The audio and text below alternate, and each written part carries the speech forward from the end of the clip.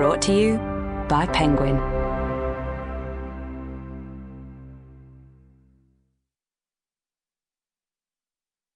Myself and Other Animals by Gerald Durrell. Selected and with a preface by Lee Durrell, and with a foreword by Her Royal Highness the Princess Royal, Princess Anne. Read by Julian Wadham and Anne Dover.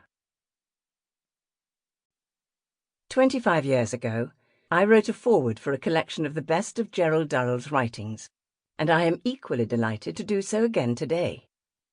To celebrate his life and times in his centenary year, 2025, this new book brings together some much-loved pieces as well as unpublished memoirs.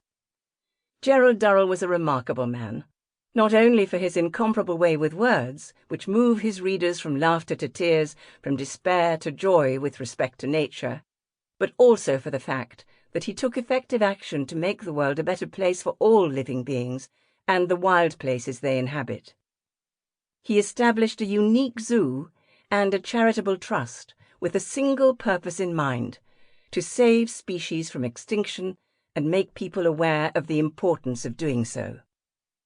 The work of Durrell Wildlife Conservation Trust has gone from strength to strength in the 30 years since its founder passed away, and will no doubt continue to do so, saving species and restoring their habitats, training conservationists, collaborating with local communities, and reconnecting people with nature. For Jerry's work is not finished yet. As Sir David Attenborough said, "The world needs Durrell." I would add that the world will continue to need Durrell for the future. I hope your children and grandchildren will become part of that vital work. Anne. Preface by Lee Durrell. In the 100 years since Gerald Durrell was born, much has happened from the human perspective. Life expectancy has been prolonged from less than 40 years to more than 70. Medicine has progressed from antibiotics to gene editing, and technology from television to smartphones and AI.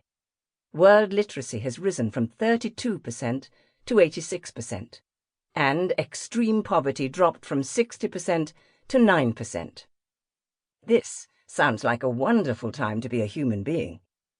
The global population, however, has mushroomed from about 2 billion to just under 8 billion. Feeding those 8 billion has destroyed 90% of the world's forests and accounts for 70% of the world's freshwater consumption. Humans and their livestock outweigh all the wild mammals of land and sea by a staggering factor of 17. Currently, species are disappearing at least 100, possibly 1,000 or more times faster than the normal rate of extinction. Half of the species of vertebrates and insects are in population decline, as are nearly half of plant species.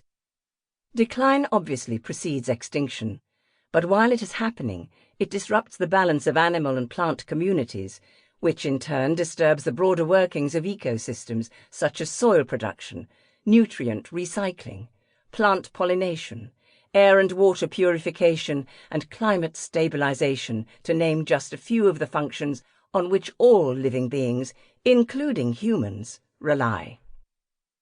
If the 10 million or so other species with which we share the planet have a perspective, it would no doubt be one of pessimism. This rapid and substantial loss of biodiversity is unlike the previous mass extinctions on Earth, which were triggered by natural phenomena such as volcanic eruption and meteorite impact. The ensuing climate change resulted in the disappearance of species over thousands, even millions of years. Today's loss, however, is caused by us alone, by our profligate use of the planet's resources to serve our own interests, with its many dangerous side effects, including habitat destruction, overexploitation, pollution, climate change, and extinction. There is no excuse now for not knowing that humans and other species are intricately and inextricably linked, and that what happens to one species has consequences for the others. When Gerald Durrell started writing, few... Sample complete. Ready to continue?